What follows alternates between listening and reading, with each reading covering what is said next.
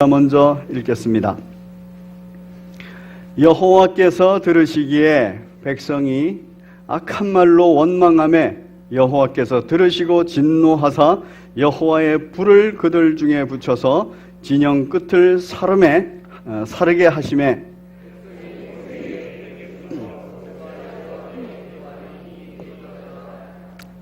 그곳 이름을 디베라라 불렀으니 이는 여호와의 불이 그들 중에 붙은 까닭이었더라.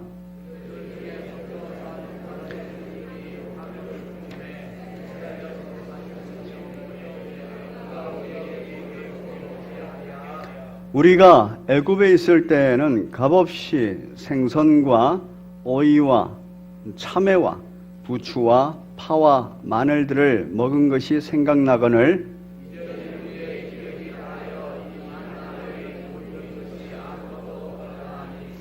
만나는 가시와 같고 모양은 진주와 같은 것이라.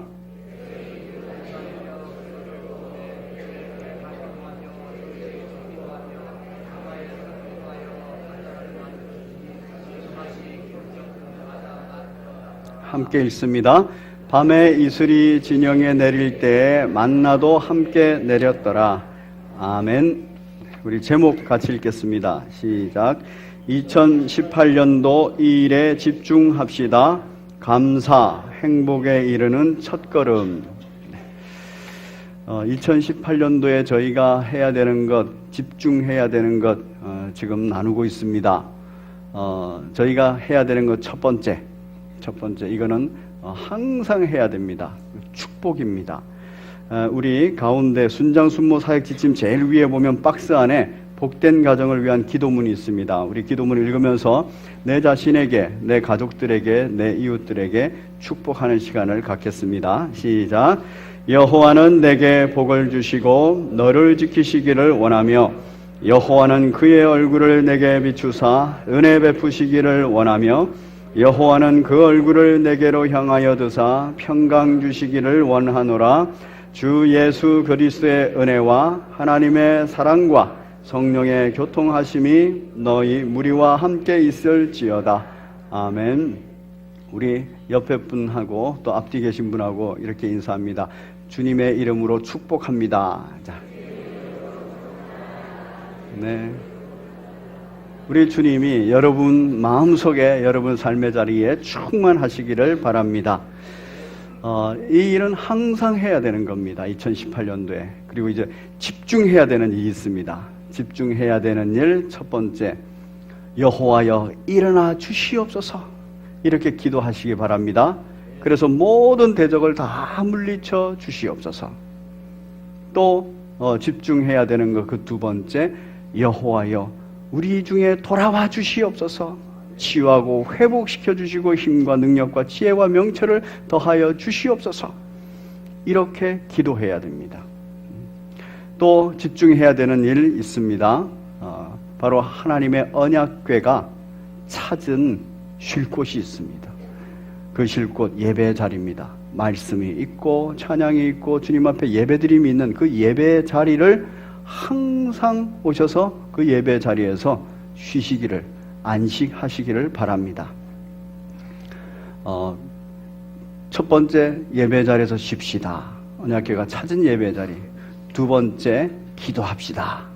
오늘 이제 그 세 번째 우리가 집중해야 되는 일을 함께 나누고자 합니다.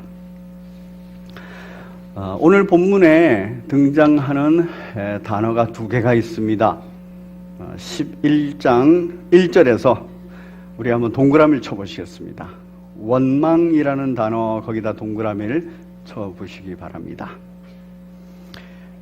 11장 1절 그리고 11장 4절에 탐욕이라는 단어가 있습니다.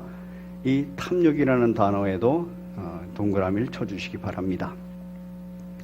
이스라엘 백성이 출애굽을 했습니다. 50일 만에 시내산에 도착했습니다. 그리고 그 시내산에서 십계명을 비롯한 모든 말씀을 받았습니다. 그리고 그 말씀을 받고 성막을 짓고 하는 모든 과정이 11개월 5일이 걸립니다. 그 11개월 5일 동안 시내산에서 정착해 있으면서 말씀의 훈련을 잘 받았다는 얘기입니다. 그리고 말씀을 많이 기억하고 있다는 얘기입니다. 이제 1년 1개월하고 20일이 지났어요. 1년 그러니까 출애굽한 지 1년 그리고 1개월 지나고 20일 그렇게 지났습니다. 그렇게 지나고 나서 시내산을 떠나게 됐어요.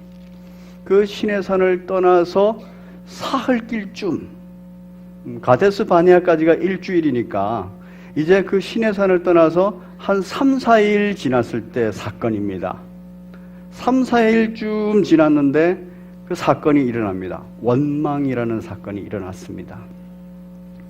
원망이라는 것은 어느 대상을 향해서 하는 겁니다.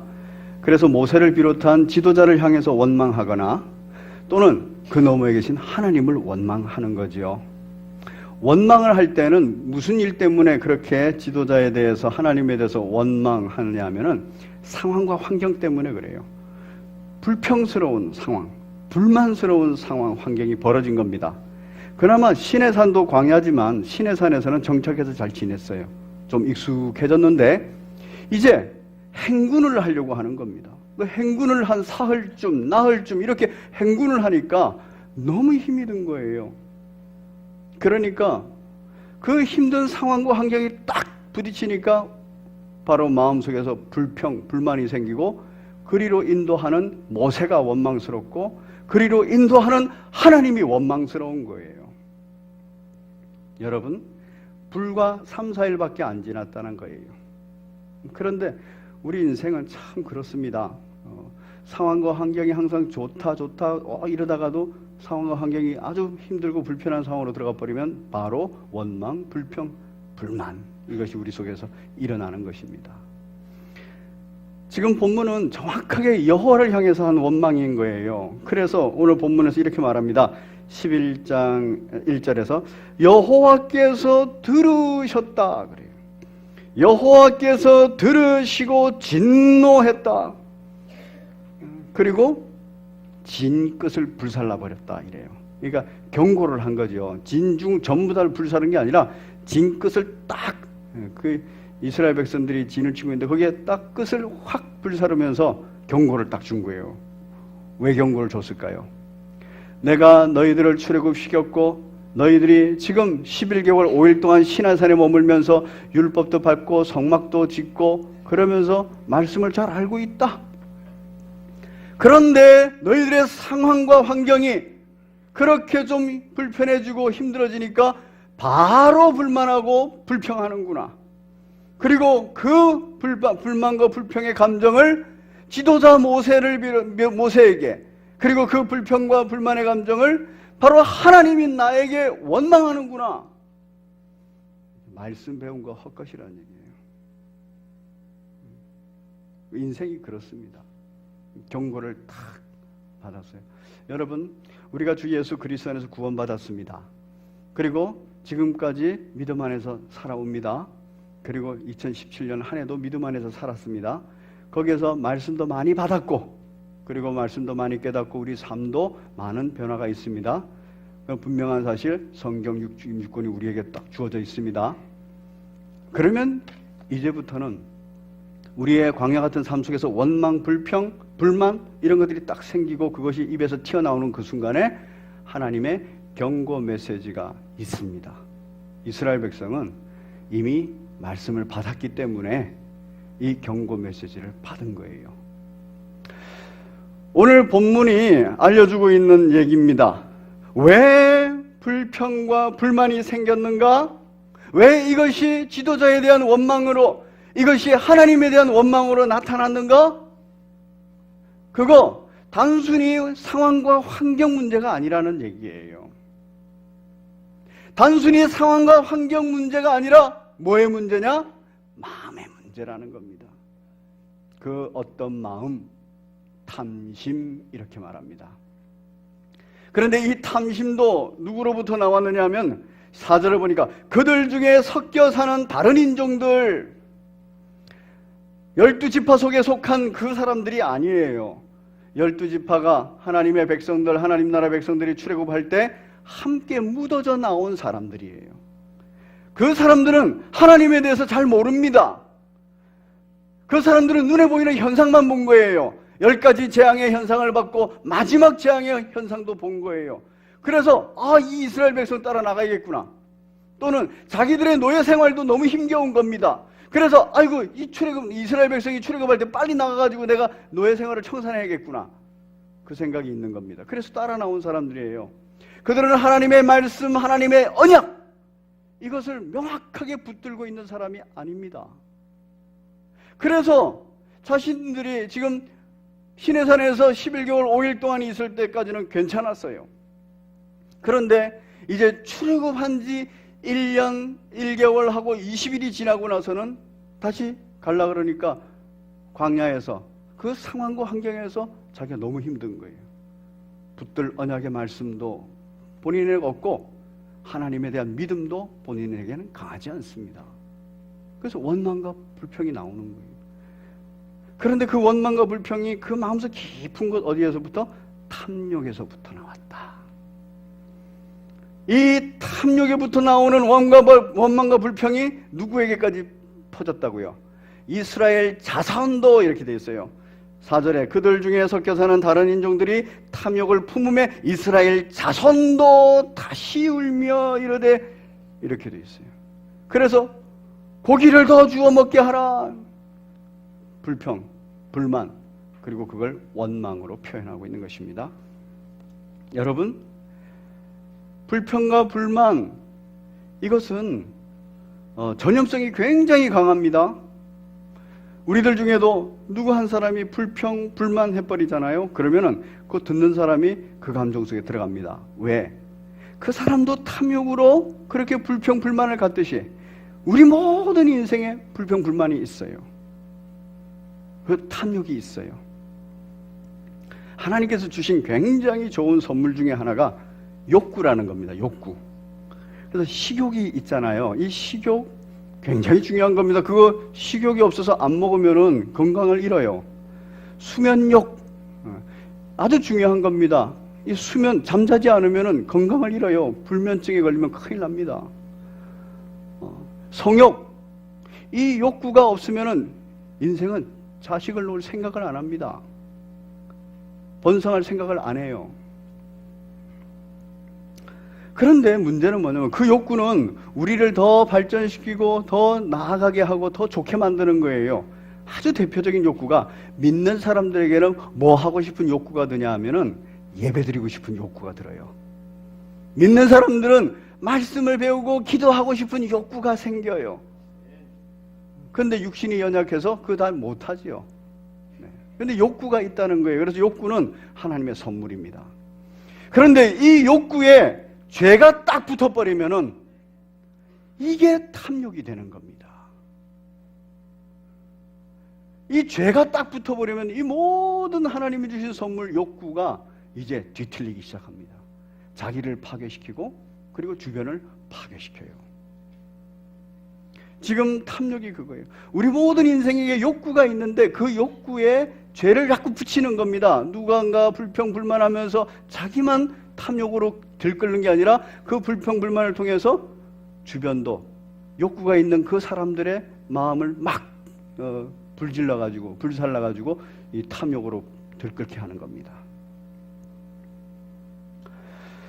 여러분, 이 성경은 참 신기한 게 죄에 대해서 아주 강조를 하면서 아주 비슷한 역사적 사건들을 일으킵니다. 여러분, 죄에 대해서 하나님이 가장 크게 진노하시면서 결론을 내린, 그래서 한번 인류를 바꿔버린 게 있어요. 그 언제죠? 그렇죠. 노아 홍수입니다. 죄가 관영한 것을 보고 하나님께서 홍수로 싹 쓸어버리셨어요.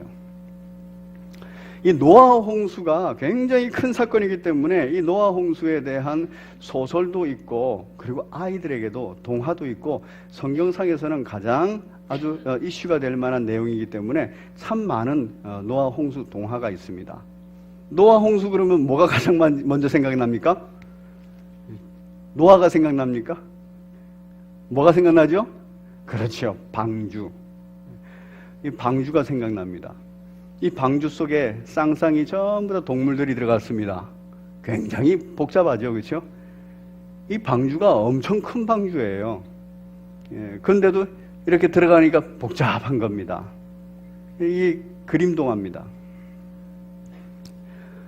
이 방주 안에 있는 기간이 얼마나 되는지 아세요? 지금 이스라엘 백성이 지금 출애굽하는 이 민수기까지가 1년 1개월이 지나고 20일이 됐어요. 그래서 1년 한 50일쯤 됩니다. 출애굽한 지. 이 방주 안에 있은 기간은 40주야를 비가 내렸어요. 그리고 물이 다 빠질 때까지 계속 전부 다 방주 안에 있었습니다. 그 총 기간이 1년 10일입니다. 공통적으로 한 1년 정도 있는 거예요. 1년 동안 그 안에서 잘 지냈습니다. 이 동화가 여러 가지 동화가 있는데 그 동화 속에서 대부분은 이 속에 있는 짐승들의 죄에 대해서, 그래서 인간의 죄에 대해서 얘기를 합니다. 여러분, 저 방주 안에서 짐승들은 고기를 먹었습니까? 안 먹었습니까? 못 먹죠. 거기서 고기 먹었다가는 그 안에서 다 잡아먹어버릴 거 아닙니까? 육식을, 그러니까 고기를 먹기 시작한 것은 바로 방주에서 나와가지고 하나님께서 새롭게 무지개 언약을 하시면서 그때 육식을 허락했습니다. 저 안에는 식물만 먹는 거예요. 그리고 채소만 먹는 겁니다. 그렇게 방주에 생활을 했습니다. 그 먹는 게 얼마나 힘들겠습니까? 똑같은 음식을 얼마간 1년이 넘도록 먹었단 말이에요. 좁은 데서 1년이 넘도록 있었어요. 날씨가 맨날 비가 왔다 흐렸다 갰다, 비가 왔다 흐렸다 갰다 이러고 있어요. 별로 좋지도 않습니다. 그것을 지지고 볶다가 이제 나와요. 나오는데 코끼리 2마리가 나옵니다. 안 넘어가네요. 네, 코끼리 2마리가 이렇게 나와요. 근데 이제 그 동화책에 보면은 코끼리 2마리와 함께 기린 2마리가 나왔다 그래요. 그래서 4마리가 이렇게 문을 나오면서 아 좋다 이러면서 나오는 거예요. 근데 이 코끼리 1마리가 뭐라 그러냐면 1년 10일 동안에 이 방주에서의 여행은 꽝이야. 너무 힘들었어. 아우 지겨워. 이러고선 불평하기 시작했어요. 이 불평의 감정, 불평의 말이 옆에 있는 코끼리한테도 전달되고, 맞아, 힘들었어. 뒤에 있는 기린들한테도 전달이 돼요. 정말 지겨웠어, 힘들었어. 이제 새 세상이 됐으니까 새로 가봐야지. 그런데 그렇게 불평, 불만하는 이런 마음가짐의 새 출발은 좋을까요? 여러분, 지금 이들이 왜 불평불만할까요? 지금 불과 1년 전에 방주 안에 못 들어갔으면 저 코끼리 다 죽었어요. 저 기린 다 죽었어요. 그 방주 안에 들어갔던, 구원받았던 그것을 감사해야죠. 그 감사를 잊어먹어버린 거예요. 그리고 안에서 먹는 거 하나님께서 좋은 건강한 걸 줬겠습니까? 분쟁하지 않도록 그렇게 건강하고 먹고 살 수 있도록 충분히 줬어요. 근데 그걸 가지고 또 불평불만하다가 이제 나와가지고 뭐라 그래요? 하나님께서 보호하시고 인도하셨던 그 1년의 기간을 불평불만하는 거예요. 여러분, 저 방주에 없는 게 2가지가 있습니다. 방주에 없는 게 2가지가 뭐냐면은, 첫 번째는 이 방향하는 조타잔치가 없어요. 그래서 그냥 둥둥둥둥 떠다닌 거야. 하나님께서 움직이신 겁니다. 2번째는 추진장치가 없어요. 그 모터가 달려가지고 쭉 가는 게 아니에요. 그냥 떠다녀야 되는 거예요. 오직 주의 보호와 인도하심으로 지난 1년을 살았어요. 방주 안에서. 그리고서 나와서 하는 말이 불평, 불만? 그렇게 하신 하나님을 원망하는 거예요. 이거 기왕에 구원하시려면 기왕에 먹고 살게 하려면 좀 좋게 좀 먹고 살게 해주지. 이스라엘 백성들이 출애굽한 지 1년 1개월 20일이 지났습니다. 이제 광야로 또 출발합니다. 근데 이스라엘 백성이 하고 있는 게 뭡니까? 불평불만이에요. 그래가지고 모세도 원망하고 하나님도 원망하는 거예요. 그런데 그 속에 뭐가 있다고? 탐심 때문에. 탐심을 가지고 불평불만하는 누군가에 의해서 이스라엘 공동체가 전부 탐심 속에 들어가 버린 거예요. 불평불만 속에 들어간 겁니다. 원망 속에 들어간 겁니다. 마치 불평불만하는 코끼리 한 마리 때문에 옆에 코끼리도 뒤에 따라오는 기린도 불평불만하듯이 탐심입니다. 그런데 이들의 탐심의 내용이 뭡니까? 보면 고기 먹고 싶다는 얘기예요. 그러면서 이렇게 말합니다. 우리가 애굽에 있을 때 값없이, 무슨 값없이예요? 노예 생활하면서 아침부터 밤까지 그냥 너무너무 그 노동이 중노동이고 고통스러워서 하나님께 부르짖었잖아요. 그 정도로 힘들게 일을 해놓고 불평불만, 누군가에게 불평불만했다는 딴 거 하나도 기억 안 나는 거예요. 그때 잘 먹고 잘 살았다 이것만 기억나는 겁니다. 값없이 생선과 맛있는 반찬이에요. 그리고 오이, 참외, 맛을 돋구는 부식거리입니다. 부추와 파, 마늘, 입맛을 확 돌게 하는 양념입니다. 그것을 먹은 것이 생각이 난다는 거예요. 그것에 대해서 불평불만을 하는 겁니다. 여러분, 탐욕이라는 게 뭔가 이렇게 정의를 아주 잘 내린 분이 있습니다. 여러분, 돈은 얼마나 가져야 만족이 올까요? 우리가 잘 아는 신앙인 중에 재벌일이 어마어마한 역사적인 부자가 있습니다. 록펠러라는 사람입니다. 그 사람이 워낙 큰 돈을 모았고 재벌이 됐기 때문에 이 신문 기자가 한번 인터뷰를 했습니다. 그래서 인터뷰를 하는 분에서 록펠러 회장님은 어느 정도 가졌을 때 재물에 대해서 만족이 오던가요? 그렇게 말했어요. 그렇게 물으니까 이 록펠러가 대답합니다. Just little more. 조금만 더. 근데 저는 이 just라는 단어가 확 들어와요. 딱 오직 조금만 더. 지금 있는 데서 조금만 더 하면 만족이 온다는 거예요. 그러면서 그게 탐욕이라는 겁니다. 여러분, 탐욕이라는 거는요, 많이 갖고 싶습니다, 이것만이 탐욕이 아닙니다. 조금만 더 갖게 해주면 좋겠습니다. 오직 just. 그런데 그 just little more가 little more 하고 나면 just가 계속 생겨요. 그래서 조금만 더 자꾸 little more 하고 싶어요. 탐욕입니다. 이스라엘 백성은 만나로 충족했어요. 여러분, 이 만나는 양도 충분히 내려왔고, 그리고 이 만나는 건강식품입니다. 그런데 맛은 있었을까요? 없었을까요?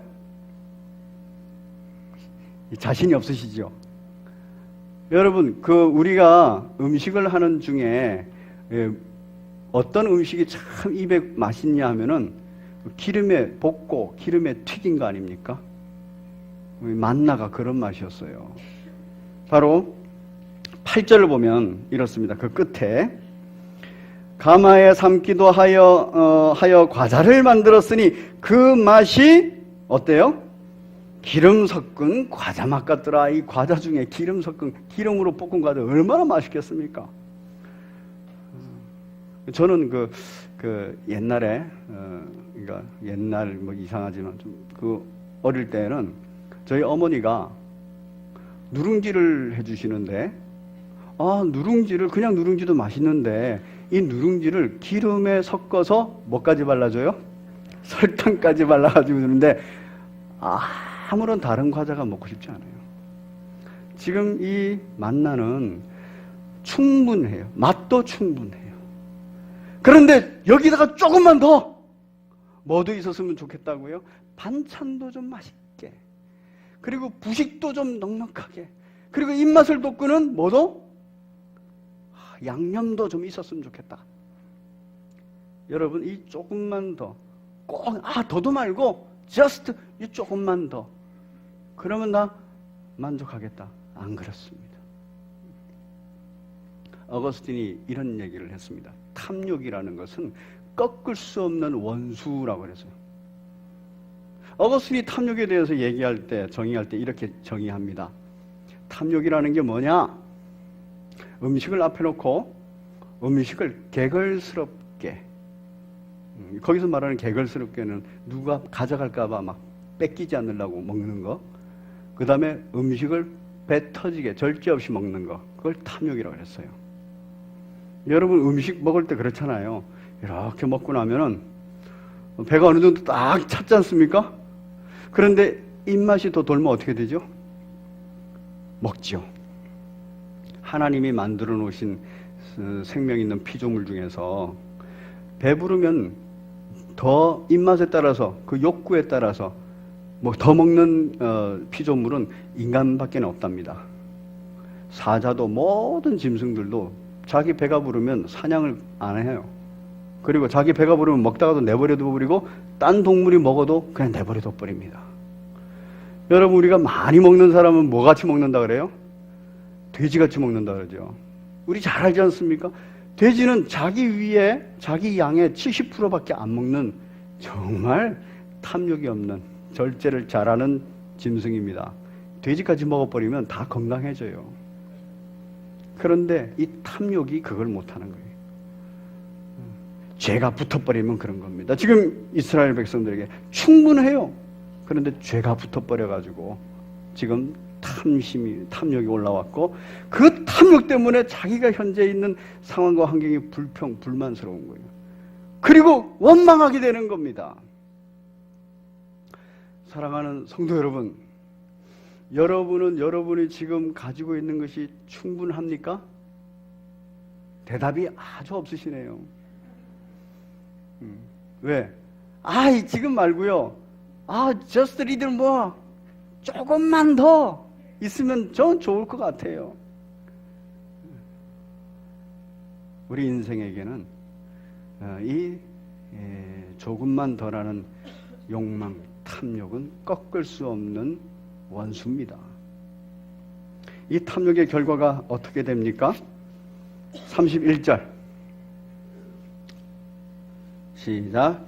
바람이 여호와께서 나와 바다에서부터 메추라기를 몰아 진영 곁 이쪽 저쪽 곧 진영 사방으로 각기 하루길 되는 지면 위에 2규빗쯤 내리게 한지라. 자, 여러분, 하나님께서 고기 먹고 싶다라는 이스라엘 백성한테 고기를 주십니다. 그래서 메추라기를 주셨다 이래요. 그래서 바람이 불어서 하루길 되는 지면이라 그럽니다. 대충 한 32km 정도 된대요. 32km 정도 되면은 여기에서 저 한 양평 시내 정도 되나요? 여기에서 양평 시내 정도, 또는 여기에서 저 의왕 그쪽 정도. 여러분, 끝이 안 보이는 거리입니다. 굉장히 이 사방 32km 되는 그 지경에다가 메추라기를 보내주셨어요. 물론 여러분, 출애굽한 인구가 약 200만에서 많게는 600만까지 잡아요. 그렇기 때문에 그 200만도 앉혀놓으면 끝이 안 보일 거예요. 그들이 먹을 수 있도록 반경 32km에다가 메추라기를 떨어뜨려 줬어요. 그런데 그 양이 얼마나 되냐면은, 지금 두께도 지면 위에 2규빗쯤, 이 2규빗이라 그러면은 1m 정도 된답니다. 1m 정도 되는 그 두께로 32kg를 이 메추리를 떨어뜨렸다는 얘기입니다. 굉장히 많은 양이죠. 이게 사실 많은 양이라는 것을 성경이 표현합니다. 그래서 백성이 일어나 그날 종일 종야를, 그 이튿날이 종일도록 계속 메추리를 모았어요. 모으니까 적게 모은 사람도 10호멜이라, 한 호멜이 220리터입니다. 10호멜이니까 2200리터를 모았다는 거예요.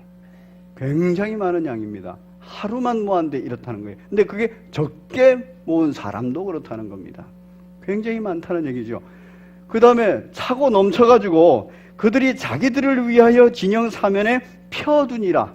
이거는 이제 말려가지고 나중에 저장했다가 먹으려고 그렇게 펴둘 정도로 많이 내렸어요. 그런데 이 탐욕 속에 빠져 있는 이스라엘 백성들은 자기 거 모으기 바빴고 그 다음에 나중에 그 먹으려고 또 챙기기 바빴던 겁니다. 탐욕이 끝이 없어요. 그래서 하나님께서 벌을 내리십니다. 고기가 아직 이 사이에 있을 때, 이빨 사이에 있을 때 씹히기 전에 여호와께서 백성에 대하여 진노하사 심히 큰 재앙을 지셨으며, 탐욕 때문에 진노하신 겁니다. 재앙으로 지셔서 거기서 어마어마한 사람이 죽었어요. 그곳 이름을 디브롯 핫디아와라 불렀으니 욕심을 낸 백성을 거기 장사함이었더라. 탐욕을 가진 백성을 거기다가 장사를 했다는 거예요. 탐욕은 죽음을 불러옵니다. 디브롯 핫디아와라는 뜻이 뭐냐? 바로 거기 번호 보면 3번, 제 성경에는 3번 되어 있는데 뜻이 뭡니까? 탐욕의 무덤이라. 결국 탐욕의 끝은 무덤인 겁니다. 노아 홍수 마치고 노아 방주에서 나왔던 그 코끼리, 그들은 탐욕 때문에 원망불평했는데 그걸 꺾지를 못하고 다시 탐욕을 가지고 광야 같은 그 길을 가는 겁니다. 그들은 가는 길이 무덤입니다. 이스라엘 백성 말씀 받고 은혜 받고 구원 받고 다 있었어요. 그리고 다시 광야를 출발하는데 그 광야를 갑니다. 탐욕으로 출발합니다. 그 끝은 무덤이에요.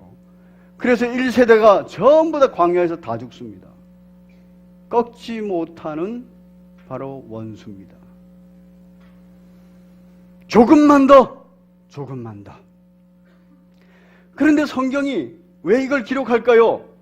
탐욕을 가지고 있으면 벌 받는다, 무덤으로 간다, 이 얘기를 하기 위해서일까요?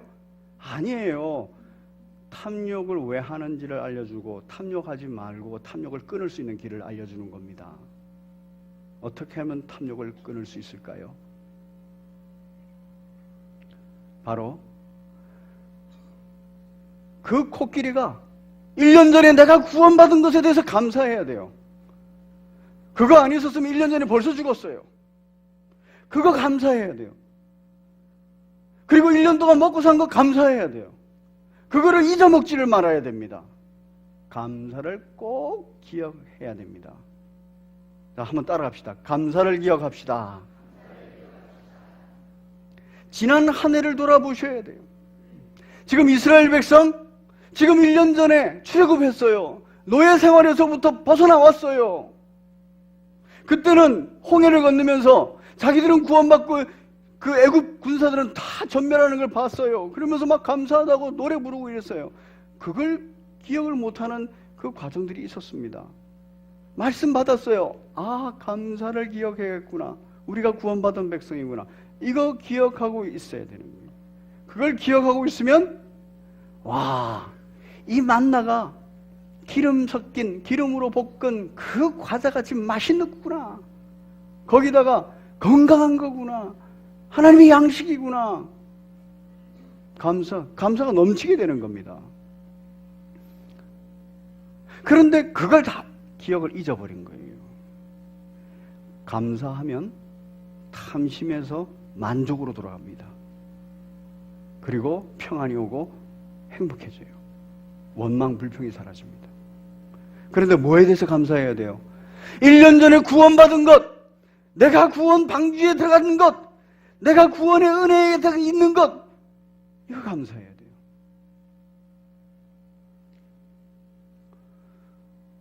그거 감사하지 않으면 이제 새로운 한 해도 원망, 불평으로 시작해야 돼요. 그리고 어떤 상황만 벌어지면 또 원망, 불평으로 또 가야 돼요. 무덤으로 가는 겁니다. 탐심 때문이라. 지난 한 해를 한번 돌아보십시오. 구원받은 이후에 여러분의 삶을 한번 돌아보십시오. 감사한 일이 많습니까? 아니면 힘들고 어려운 일이 많습니까? 예. 상황과 환경은 힘들고 어려워요. 광야로 왔기 때문에.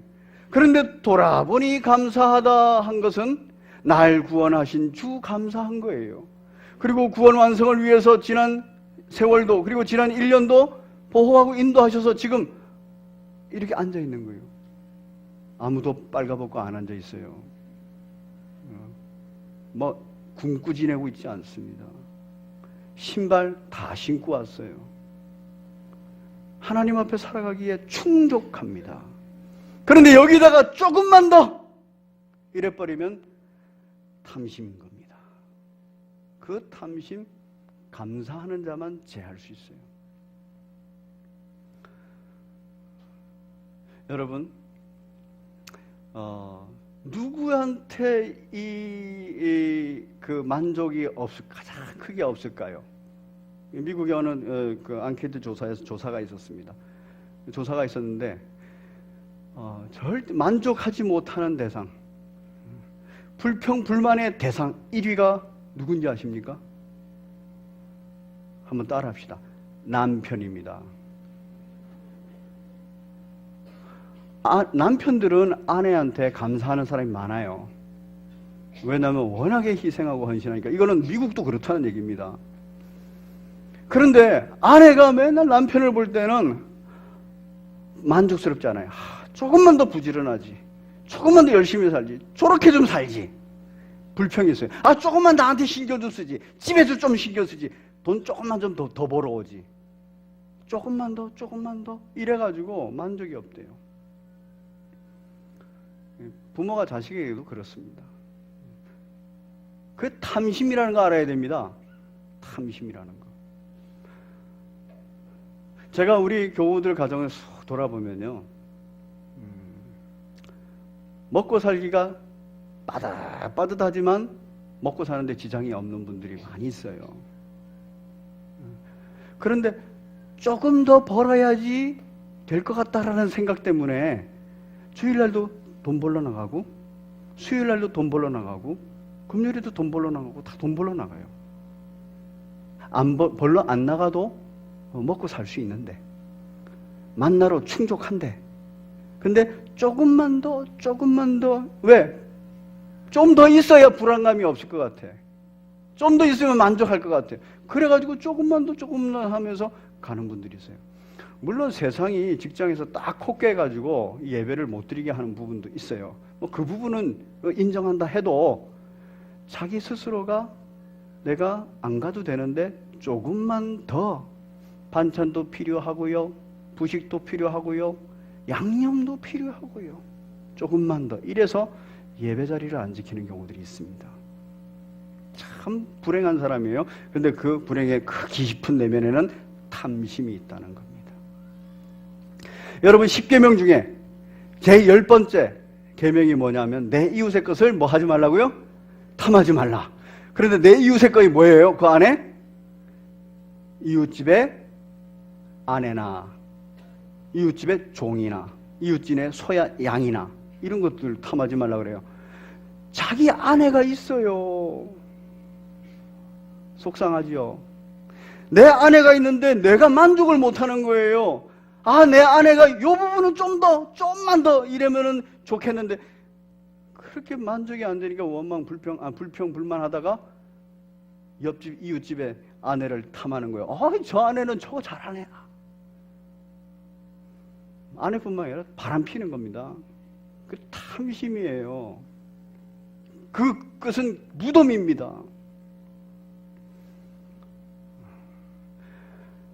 옆집의 여종이, 남종이 일을 잘해요. 충성스러워요. 나한테도 여종, 남종이 있는데 여기에 만족을 못해. 항상 게으른 것 같고 못난 것 같고 나한테 충성 안 하는 것 같고, 옆집은 잘하는 것 같아. 탐하는 겁니다. 내가 있는 것, 내 안에 있는 것, 내게 주어진 것, 이게 주의 은혜인데 감사한 겁니다.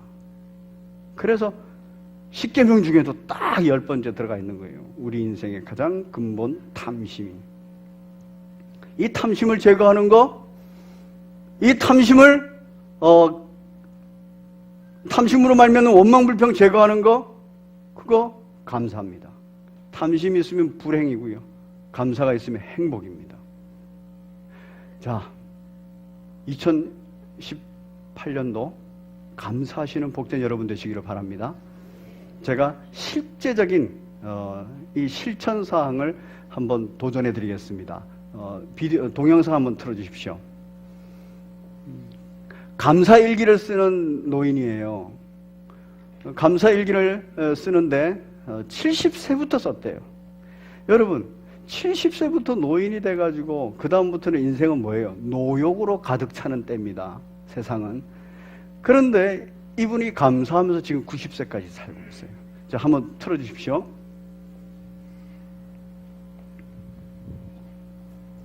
안 나옵니까? 이 노인이, 이 어르신이 90세의 나이에도 불구하고 매일같이 일기를 쓰는 할머니가 있습니다. 그것도 70대부터 쓰기 시작한 일기라는데요. 그 일기 속에는 매일매일의 삶을 하나님이 주신 선물로 받아들이며 감사하는 신앙 고백이 가득하다고 합니다.